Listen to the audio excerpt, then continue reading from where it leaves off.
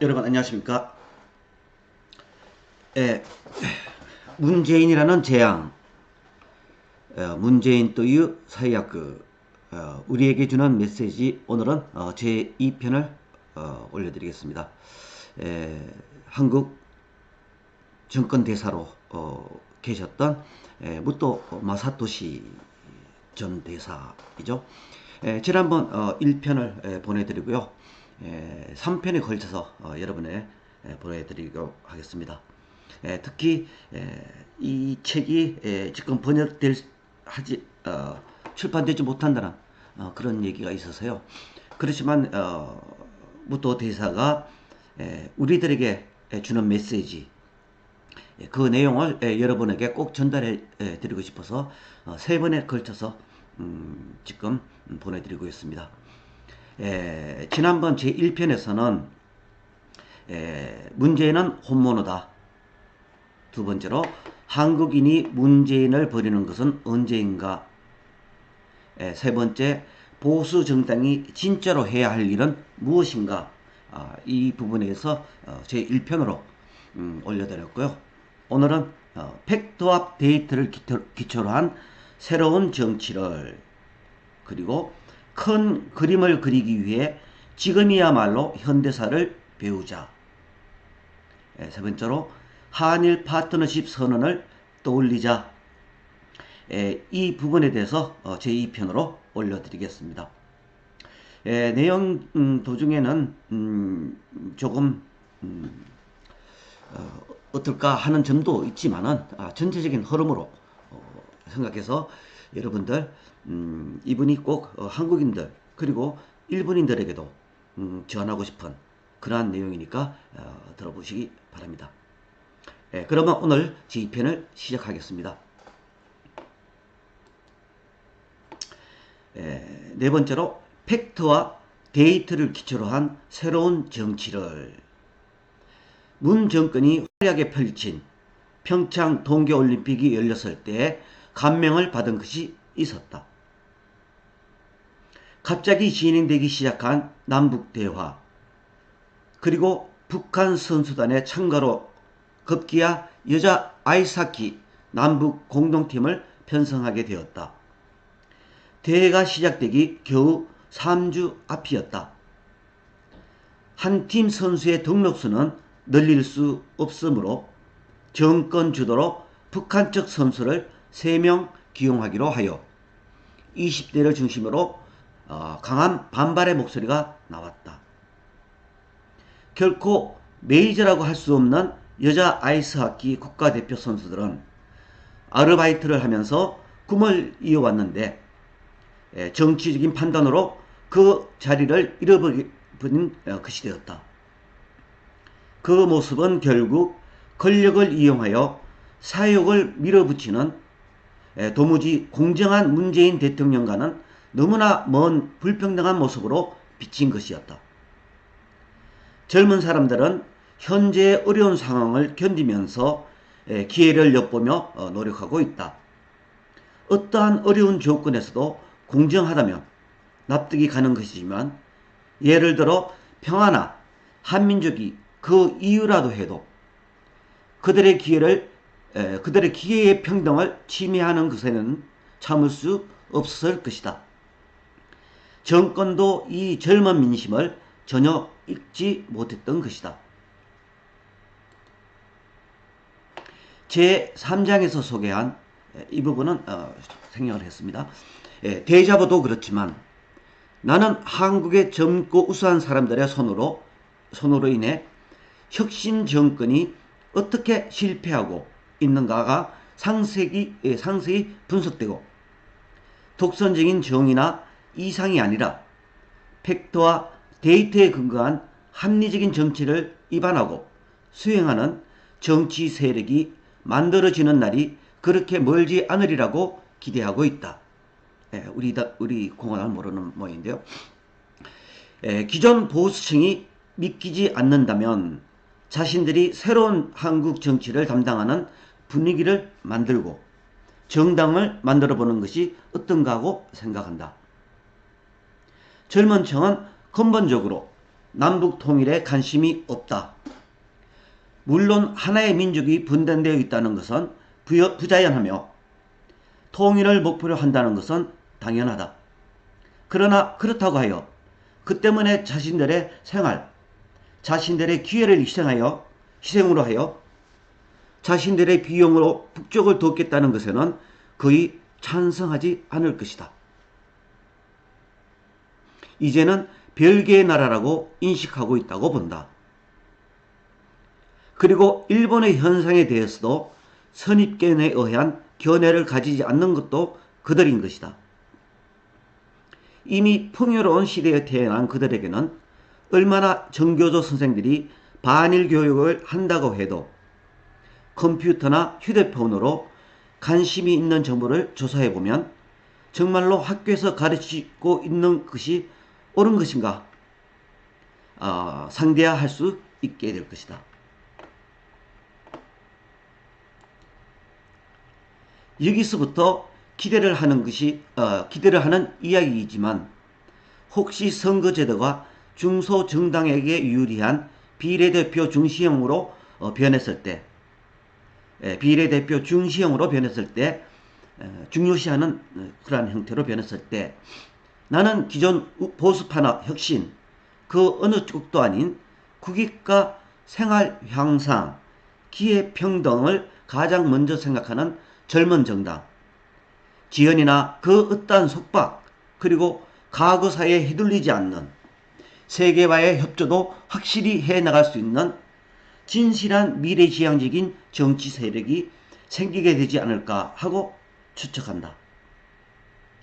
최근에는 여러가지 인터넷 사이트나 동영상 커뮤니티에서 정권으로부터 자유로운 입장에서 생각할 수 있게 되었다.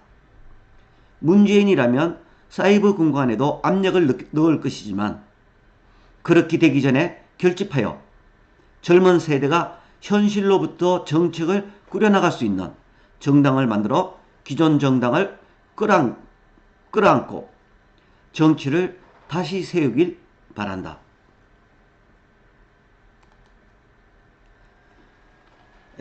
다음 큰 그림을 그리기 위해 지금이야말로 현대사를 배우자. 큰 그림을 그리기 위해 지금이야말로 현대사를 배우자. 한국의 현대사에도 당파성을 넘어 진실된 통합과 포섭을 목표로 했던 선배들이 있었다. 일본일지라도 한국일지라도 앞으로 정치를 지향하는 사람은 알아두었으면 한다. 그것은 민주화운동의 중심적 존재이며 처음으로 혁신계 정권을 수립한 김대중과 정보기관의 톱으로 박정희 정권 시대에 국무총리를 했던 김종필의 연합이다. 그들은 서로 간의 정치적 입장이 틀리고 박정희 정권 시대에는 정적이었었다. 그러나 전두환 정권에서는 함께 탄압을 받았다. 처음 혁신 정권을 만들 때 김대중과 김종필은 어떻게 함께 일할 수 있었겠는가? 결과를 말하지 않고 그 당시를 말하는 겁니다. 그것은 서로의 업무가 장래에 어떠한 나라를 만들 것인가 장기적인 견해가 있었기 때문이다. 어떻게 한국 사정을 소프트 랜딩 시키는 것이 나라를 위해 국민을 위한 것인가를 서로가 부검할 수 있었던 것이었다. 부검, 위에서 내려본다는 얘기죠. 김대중은 강주 사태를 이유로 전두환을 사형에 처하지 않고 그것을 용서했다. 지금의 정치가 하고는 눈높이가 틀리는 것이다. 입장의 차이, 뿌리의 차이, 생각의 차이를 넘어서 서로를 마이너스로 하기보다는 플러스로 하는 가치를 응시할 수가 있었던 것이다. 지금의 정치가들과는 정반대인 것이다. 문 정권은 출판물의 내용이 명예훼손이 된다 하여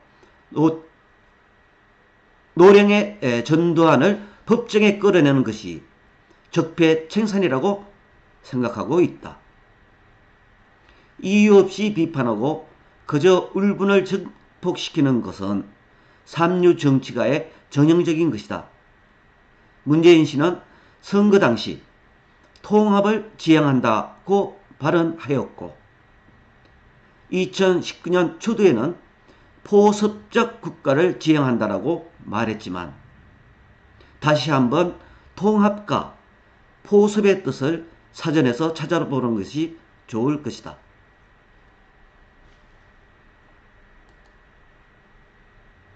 다음 한일 파트너십 선언을 떠올리자. 한일 파트너십 선언을 떠올리자. 일한 관계를 말한다면, 한일 관계로 말한다면 김대중 정권 당시 혁신 정권이면서 가장 일한 관계가 좋았던 시기로 기억한다. 1998년에 오부치 김대중에 의한 일한 파트너십 선언에서는 일본 측은 역사 문제에 대한 사죄를, 한국 측은 이를 받아들여 미래지향적인 관계를 발전시키겠다라고 맹세했다. 어찌하여 이것이 가능하였을까? 나는 김대중이라고 하는 정치가가 여러가지 개인사를 안고 있으면서도 일본을 객관적으로 보고 있었기 때문이 아닌가라고 생각한다. 그의 눈에는 일본이 전후 민주주의 국가가 되었다는 것을 진실된 의미로 이해하였다고 본다. 이것은 일본인 자신이 피와 땀을 흘리며 노력했다는 것을 인정하였던 것이었다. 그렇기에 역사 문제에 대하여 일본이 문서로 사죄를 하면 이제 더 이상 정부 간에서 끄집어내는 것을 그만두겠다고 단언하였었다. 아쉬운 일이지만 그 후에 나온 정권은 일본을 향해 우경화하고 있다. 다시 군사 대국화를 한다. 언젠간 한반도에 촉수를 뻗칠 것이다라며 마치 진실인 것처럼 이야기해왔다. 일본인이 이 이야기를 들으면 핀트가 너무 맞지 않아 어떻게 해석해야 할지가 어렵다. 다만 일본에도 이러한 이야기를 하는 정치가나 신문은 있으며 이것이 한국의 정치활동가가 이용하고 있다는 것에는 반성하지 않으면 안 된다. 한국이 이러한 말들에서 빠져나올 수 없는 것은 객관적인 시점을 경시하고 과거의 선입감으로 사고해버리기 때문이다. 사실을 보려고 하지 않기 때문이다. 김대중은 이러한 점에서 사실과 그 가치를 확실히 응시한 정치가였다. 문재인에게 가장 실망하고 있는 것은 김대중이 아닐 것인가? 라는 한국신문의 논평이 있었다. 문 씨는 김 씨와는 달리 현실을 무시하고 있기 때문이라는 것이다. 덧붙여 말한다면 이 이란 파트너십 선언에는 1965년 국교 정상화 이래 쌓아온 양국 간의 긴밀한 우호 협력 관계를 더욱 높은 차원으로 발전시켜 21세기를 향한 새로운 이러한 한일 파트너십을 구축한다 라고 쓰여 있다. 사실 지금까지의 일한 교류도 한일 교류도 여기에 원점이 있다. 어디까지나 65년에 일한 기본조약의 토대 위에 한일 기본조약의 토대 위에 파트너십 선언이었으며 일본에서 일어난 소위 한류붐도 이 토대 위에서 구축된 것이다. 문 씨가 이 토대를 깨뜨리고 있는 지금 많은 일본인들이 노여워하고 하는 것은 당연하다고 본다. 문 씨는 일방적으로 징용공 문제를 뒤집고 선배들의 고생을 망가뜨리며 이미 사죄를 한 문제도 역사 문제는 한국 정부가 만들고 있는 게 아니라며 시치미를 떼고 있다. 터무니없는 두 갈래 혓바닥이다. 전후의 일한 관계사를 한 번도 생각하지 않고 일한 관계를 파괴시키는 역사 문제는 지금이야말로 문 정권이 만들고 있지 않는가.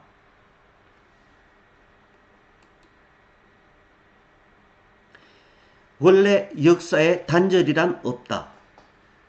한국인은 자주 일본인에게 역사를 공부하라고 한다. 틀림없이 일본인은 전쟁 전의 역사를 더욱 공부해야 한다고 생각한다. 다만 한국도 전후 일본이 한국의 경제 발전에 협력한 역사를 알아야 한다. 그리하면 일본을 더욱 객관적으로 볼 수 있게 될 것이다. 전후 경제협력의 역사에는 포항종합제철, 현재 포스코의 발전에 아낌없이 협력한 이나야마 요시히로 제5대 정경련 회장, 신니테츠, 신일본 제철 사장의 모습이 있었다. 일찍이 일본이 병합했기에 한국이 원하는 것이면 무엇이라도 해야 한다고 하는 일심으로 이나야마 요시히로 씨의 생각이죠. 일찍이 일본이 한국을 병합했기 때문에 한국이 지금 원하는 것이라면 무엇이라도 해줘야 한다. 라는 한마음으로 아낌없이 기술을 제공하며 오히려 일본 측으로부터 너무한다는 비판을 받기도 했다. 지적할 것까지도 없이 징용공 문제로 한국 대법원에서 배상을 명령받은 이 신니테츠의 후신인 신니테츠 주긴, 현재의 일본 제철인 것이다. 한국인에게 정의가 있듯이 일본인에게도 정의가 있다. 한번 사죄한 것을 뒤집어 엎고 다시 사죄를 요구하는 행위는 적어도 일본인에게 있어서는 정의가 눈꼽만큼도 없는 신의에 관한 행위인 것이다. 네, 이상이 오늘 전해드리는 이야기입니다. 일본 쪽에서는 김대중에 대한 평가는 크게 나쁜 것은 아니죠. 일단 한일 관계에 있어서 하나의 공이라고 하면은 일본 문화를 개방했다라는 것이죠. 김대중 측으로서도 일본에 대하여 생명을 구해준 나라라고 하는 그런 의미도 있을 겁니다. 어찌하였든 이 사람이 무토시가 평가는 김대중은 한일 관계에 있어서 그쪽을 집중적으로 포인트로 따내어서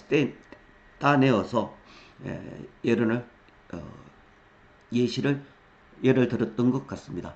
왜냐하면은 이제 혁신 정권을 하는데 이 좌파리들의 최고의 구참이죠. 대통령으로서 좌파리들의 최고 구참. 그 예를 들면서 문재인하고 비교를 시키기 위한 그러한 하나의 뜻이기도 합니다. 이 내용에도 있었듯이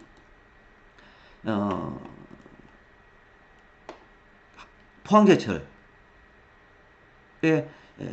협력을 아끼지 않았던 이나야마 요시히로 제5대 일본 정경련 회장, 그분이 이제 신니테츠 사장이었는데 그 당시 포항제철을 지을 때 상당히 기술 이전을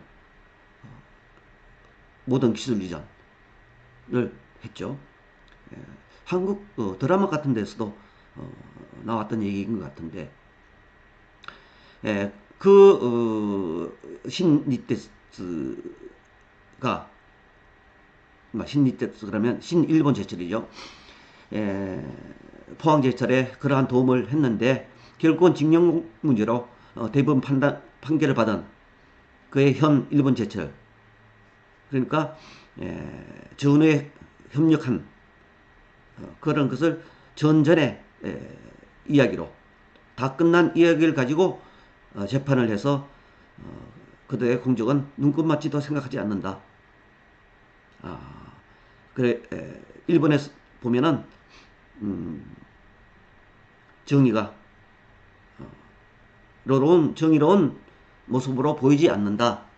그러한 태도는 모든 사람이 이 부분에 대해서 놀래고 있죠. 한국 사람이 이렇게까지 예의가 없느냐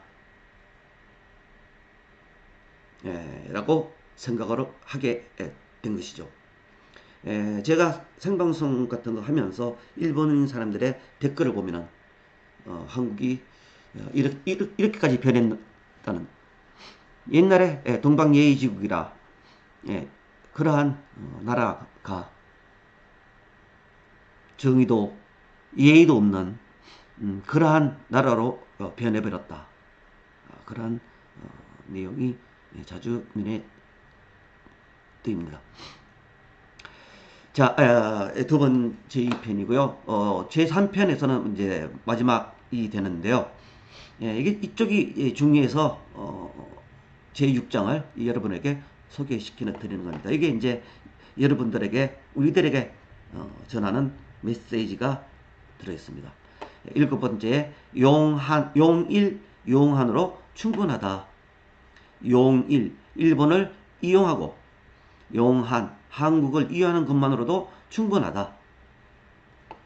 그리고 지금 일본에서 하고 있는 마구잡이식 혐한, 한국을 혐하는, 싫어하는, 미워하는 그러한 것은 문재인을 돕는 것이 된다. 이분이 오래전부터 그렇게 많이 해서 얘기를 해서 혐한, 최근에 그 한일 관계에 있어서 방송 같은 데서 한국을 혐하는 그런 게 상당히 많이 있었는데, 이분이 얘기를 하신 한국하고 문재인 정부를 분리시켜서 얘기해야 된다. 한국을 혐하는 그런 내용이 아니라 문재인 정권을 혐하는, 까는, 그죠? 우리나라식으로 얘기하면 깐다는 얘기죠.